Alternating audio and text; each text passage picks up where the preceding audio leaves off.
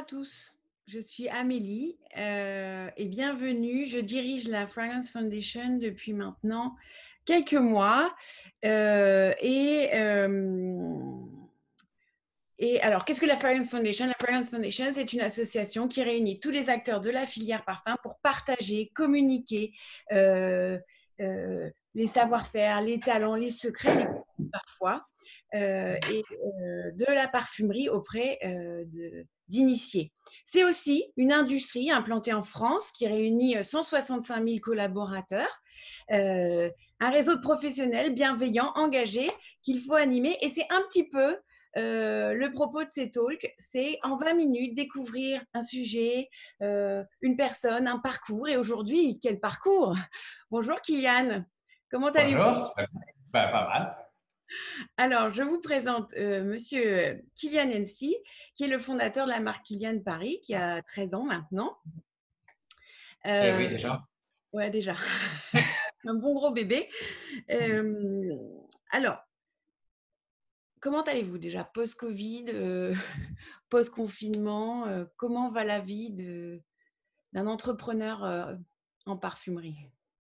Il y a deux aspects. Il y a d'abord l'aspect personnel. Moi, je suis basé à New York. Donc, à New York, on n'avait pas de confinement à proprement parler. Tous les magasins étaient fermés. Il n'y avait pas grand-chose à faire, mais au moins, on pouvait sortir prendre l'air.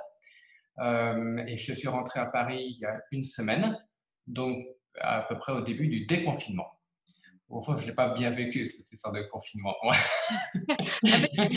Par contre, évidemment, j'ai vécu le confinement professionnel. Donc, où je faisais 100% de mes réunions en visioconférence, euh, nos magasins fermés, ouais, et tout ce qui va avec. Alors, le propos de ce talk aujourd'hui, c'est de prendre 20 minutes pour apprendre un peu à vous connaître, à comprendre quels ont été les enjeux, les ambitions. Et moi, tout de suite, ma première question, quand j'ai regardé un petit peu votre parcours, je me suis rendu compte que vous étiez un homme de mots. Vous avez fait des études à la Sorbonne sur le langage. Et le premier qui se sont conclus finalement sur un mémoire entre sur la sémantique du parfum, le rapport un peu avec le merveilleux.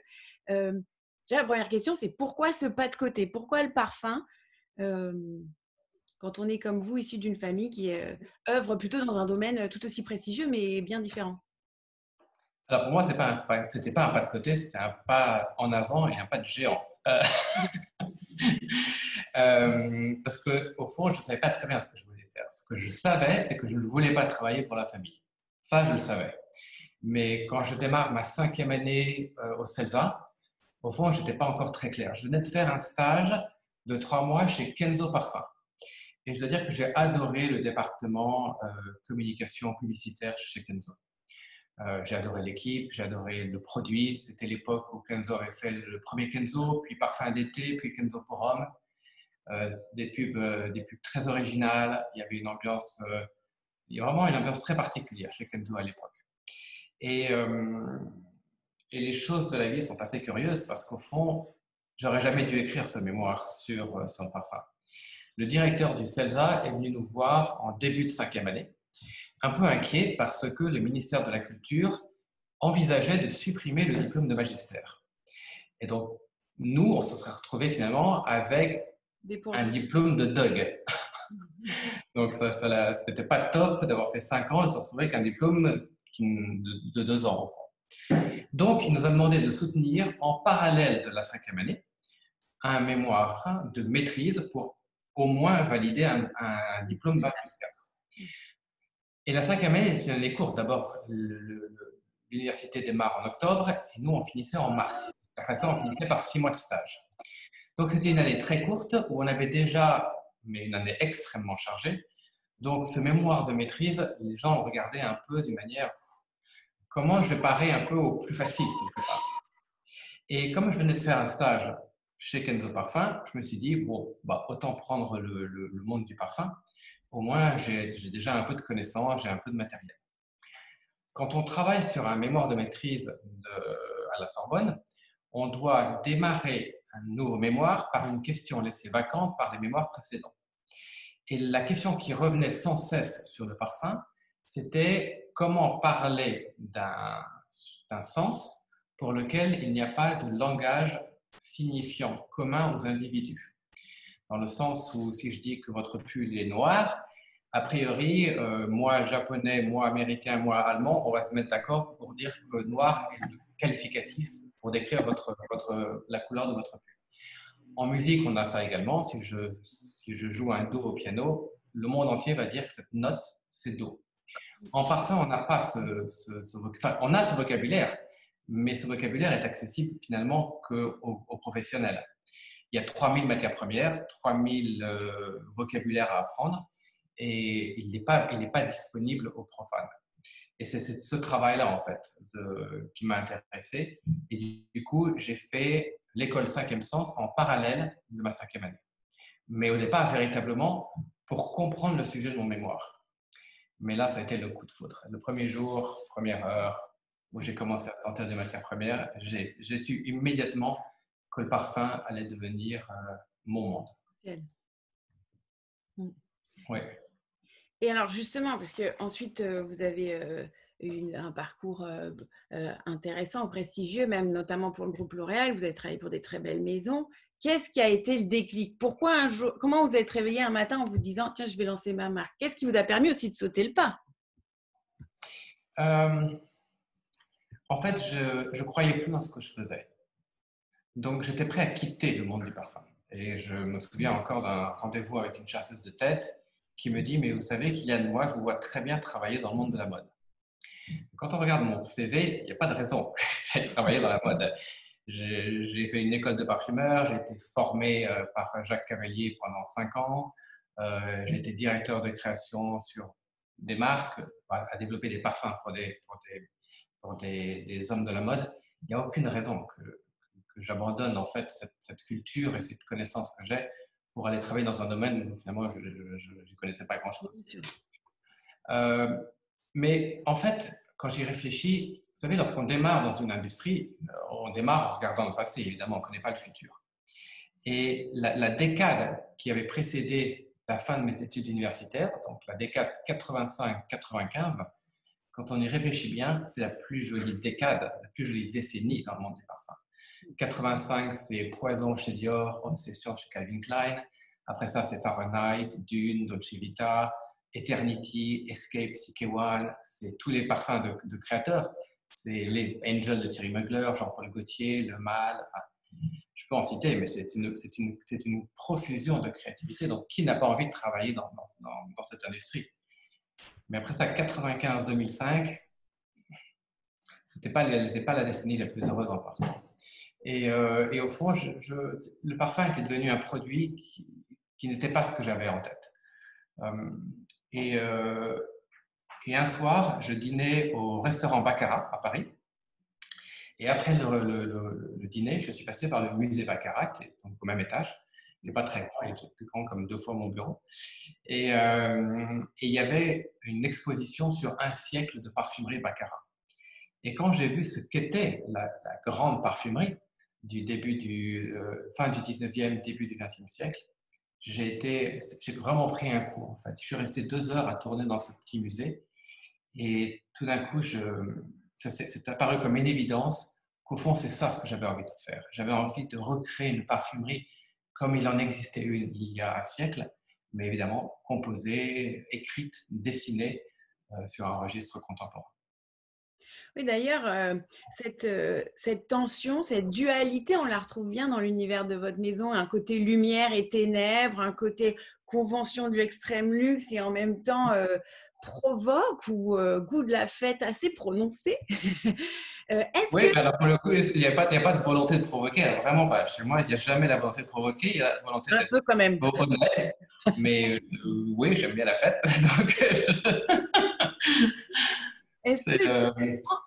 Je comprends l'idée d'avoir envie finalement d'être dans un monde où vous avez l'impression que tout va vite, tout finit par se ressembler et vous avez envie de revenir aux sources et en même temps en apportant votre twist, votre créativité.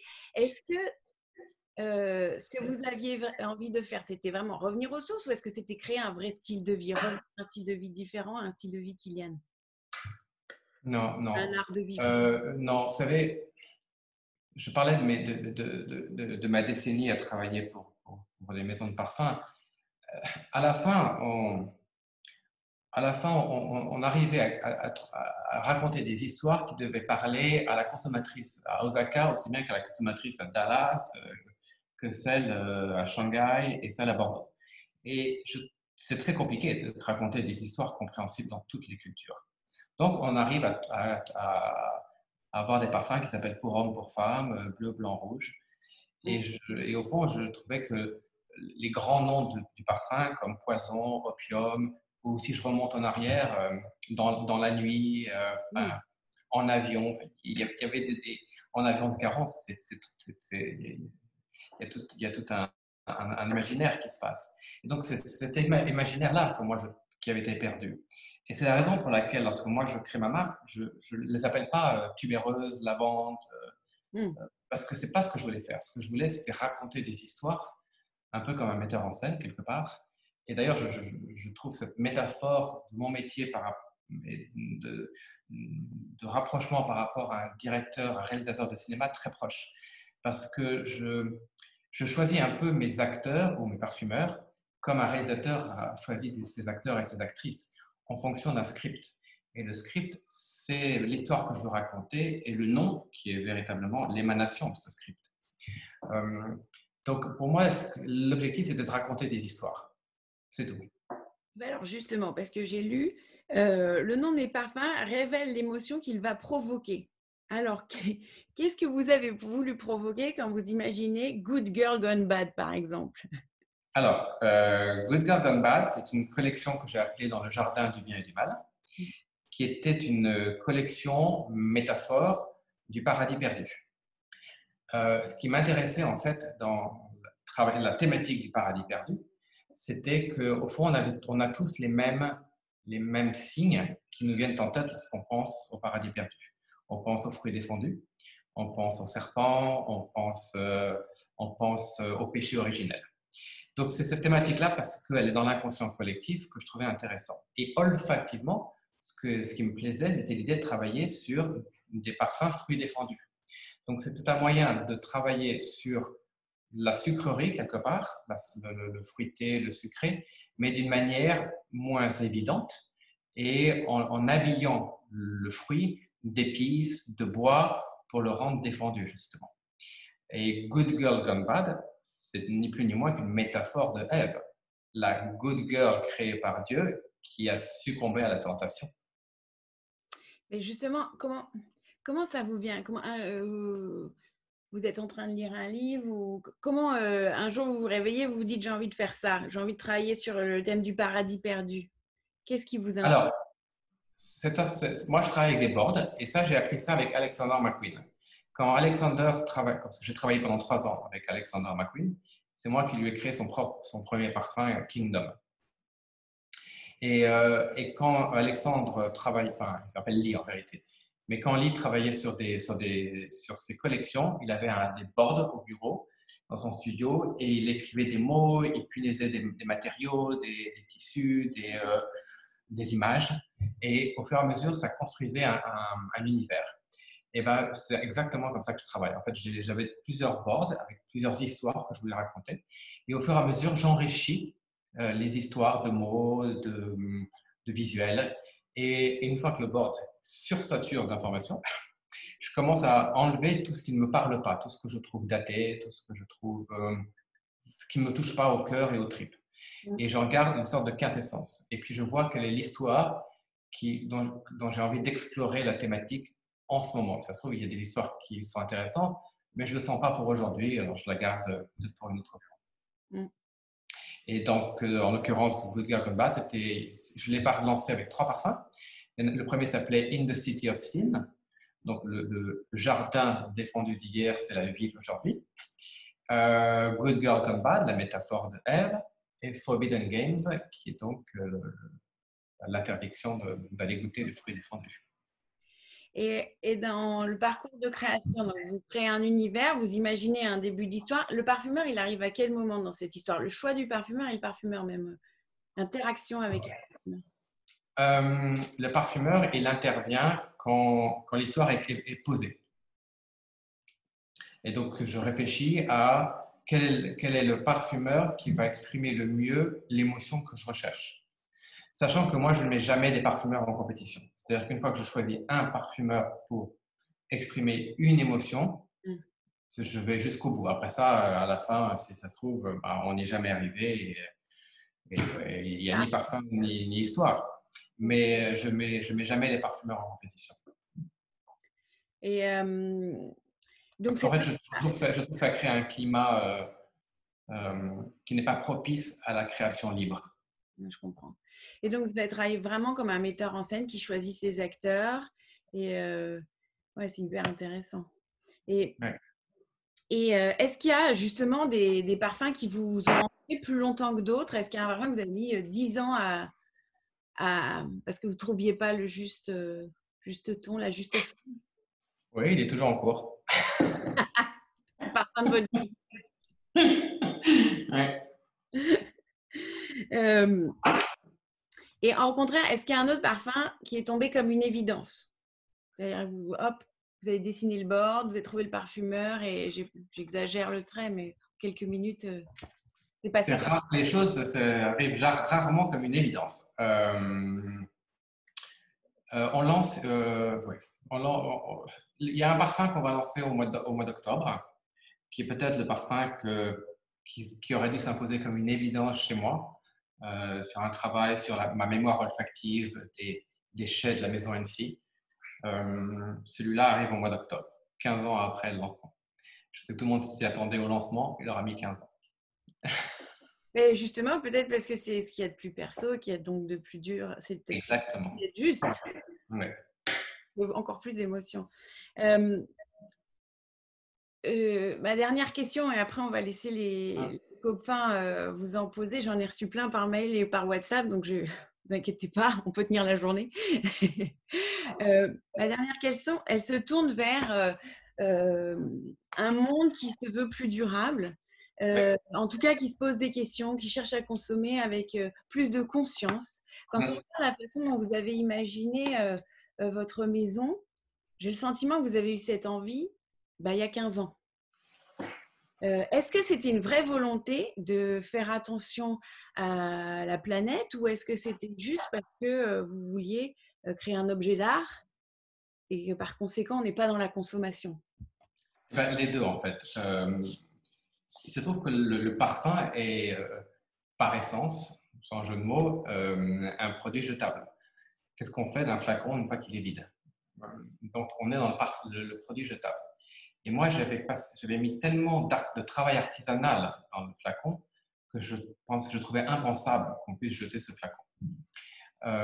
Donc, du coup, j'ai eu cette réflexion de savoir comment est-ce qu'on pouvait le ressourcer. Et en cela, je trouvais finalement que c'est la définition même d'un objet de prestige, c'est de pouvoir perdurer. On ne pense pas à jeter un bijou, un joli sac. Donc pourquoi on jetterait un joli flacon? Il faut juste le penser différemment pour donner une raison au consommateur de garder son flacon. Moi, j'aime beaucoup votre idée de conscience, de parfumerie qui est une conscience. Mais elle s'applique aussi dans le parfum lui-même, et surtout finalement dans le parfum lui-même. Et ce n'est pas un sujet facile, parce que c'est un sujet qu'on regarde nous très attentivement, et qui va un peu à l'encontre de ce que tout le monde ce que tout le monde pense. Et sans doute parce qu'on pense que le naturel, c'est bon. Et ça va être très compliqué d'expliquer à tout le monde que le naturel, c'est pas forcément bon. Parce que dans le monde de la nourriture, le bio, c'est bon. Et qu'on ne va pas m'expliquer qu'une reconstitution d'un poulet, ça va être meilleur qu'un poulet qui a été élevé à l'air libre. Et le problème, c'est qu'en parfum, on ne peut pas avoir que de la naturelle. Pour plein de raisons. D'abord parce qu'au final, on aurait un parfum qui sentirait presque la pharmacopée. Et d'ailleurs, les maisons de parfums ont fait plein d'exercices de faire tester des parfums où il n'y a que de la naturelle. Les gens n'aiment pas les parfums avec que de la naturelle. Ça sent vieux. Ça sent véritablement les huiles essentielles, la pharmacopée. Donc, les gens aiment dans l'idée un parfum naturel, mais lorsqu'on leur donne, ils n'aiment pas trop ça. Et puis, il y a une image qui est assez parlante, c'est que si on devait prendre tous les parfums du marché qui ont de la rose et qu'on devait remplacer toutes les notes rosées par de la rose naturelle, il faudrait couvrir l'Europe entière de champs de fleurs, de champs de roses. Donc, on comprend bien que ce n'est pas une option. Il y a certaines maisons de matières premières aujourd'hui qui avancent véritablement dans une direction que moi je trouve très intéressante, qui est celle d'imiter, qui parviennent à imiter l'ADN de la nature. Donc on peut dupliquer, à partir de la chimie évidemment, mais dupliquer l'ADN d'une rose. Donc il y a ce travail-là. Mais ça va demander un énorme travail de culture auprès du consommateur, parce que ce n'est pas du tout ce qu'il a en tête. Mais au fond, on pourrait se dire que il faudrait qu'on arrive à trouver le best-of de la nature et de la science. C'est ça un peu dans l'idée. Le best-of des deux pour créer des produits qui soient bons pour moi, bons pour l'environnement, et puis bons pour les collectivités, le terroir, pour les collectivités locales. Mais c'est un énorme travail entre vous et moi, parce que, une fois de plus, c'est pas ce qui vient naturellement à l'esprit des gens. Si on demande à 10 personnes, vous préférez de l'essence de rose naturelle ou une rose, c'est exactement la même, mais elle a été refaite à partir de la chimie, on va avoir du mal à lui faire prendre conscience que cette rose refaite à partir de la chimie est finalement meilleure pour l'environnement que la rose naturelle. Oui, je partage votre analyse. Il y a vraiment, à mon sens, un vrai travail d'éducation et ça fait partie des missions de la fragrance, d'expliquer au client final qu'il n'y a pas les naturels d'un côté et la chimie de l'autre. Il y a certainement une voie au milieu avec la chimie verte sur laquelle on travaille. Les maisons de parfum travaillent depuis une vingtaine d'années maintenant. Hein. On sait pas. Oui, et puis vous savez, moi je réponds à plein de questions sur Instagram et souvent on a des commentaires qui nous disent le parfum n'est plus le même. Alors, le parfum n'est plus le même. Mais la vérité, c'est qu'aucun des parfums ne sont plus les mêmes. Parce que tous les ans, comme vous le savez, l'IFRA nous donne une nouvelle réglementation qu'on doit observer. Donc, c'est un peu, on attend l'IFRA, la nouvelle IFRA, et puis on regarde combien de parfums on doit reformuler. Donc, la vérité, c'est que tout le monde reformule tous ses parfums à peu près tous les 3 ans. Donc, c'est le cours naturel des choses. Maintenant, la question, c'est comment le faire de manière juste, en fait, de manière honnête. Et surtout pour qu'il y ait une incidence la plus faible possible. Nous, ce que je peux vous dire, c'est que lorsqu'on travaille avec un parfumeur, on travaille toujours en triangulaire. Si on n'arrive pas à sortir tous le retravail, on est très à l'aise. Si ni le parfumeur, ni moi, ni l'équipe qui connaissons le parfum, mais sur le bout des doigts, on arrive à sortir l'intrus, c'est que le retravail a été bien fait. Ouais. Maintenant, parfois, j'imagine certains parfums, quelles difficultés ils ont dû avoir, mais certains parfums qui contenaient des doses très importantes de lilial ou de liral, reformulés sans ces matières premières. Bah oui. Pas facile. Ouais. Alors après, vous faites le juste choix entre l'émotion que vous voulez susciter et l'émotion obtenue. Bah, la seule fois où on n'est pas parvenu à refaire un parfum, ou vraiment véritablement on n'y arrivait pas, on l'a supprimé on l'a supprimé de notre catalogue, parce que c'était trop loin de la réalité. Ouais. Et donc là, je trouvais que c'était finalement un peu… le plus honnête à faire. Voilà, c'était un peu tromper le client de lui dire que c'était la même chose, parce que ce n'est pas la même chose. Est-ce qu'un jour, vous avez envie quand même d'essayer un parfum 100% naturel? 100% naturel, non. Mais 100%, 100% parfumerie durable, on va dire l'appeler comme ça, oui. Ouais. Ouais. Peut-être qu'on finira par mettre des millésimes sur les parfums s'ils sont 100% naturels et 100% durables. Mais vous savez, ça dépend parce que quand vous regardez tous les éléments qui rentrent en ligne de jeu, nous, par exemple, notre Good Girl Gone Bad, c'est le parfum qui contient le plus de naturel. D'accord? On a un niveau de naturel qui est gigantesque dans ce parfum. Donc, il coche la case naturalité, mais tout de suite. Formidablement bien. Mais en même temps, il coche très très mal la case de protection de l'environnement parce qu'il demande beaucoup plus de travail. Donc, c'est pas si facile ce débat. Merci beaucoup, monsieur. Merci à vous. De votre authenticité. Vous revenez, vous êtes à la maison. Vous revenez quand vous voulez. C'est gentil, merci. À bientôt. Au revoir. Amis.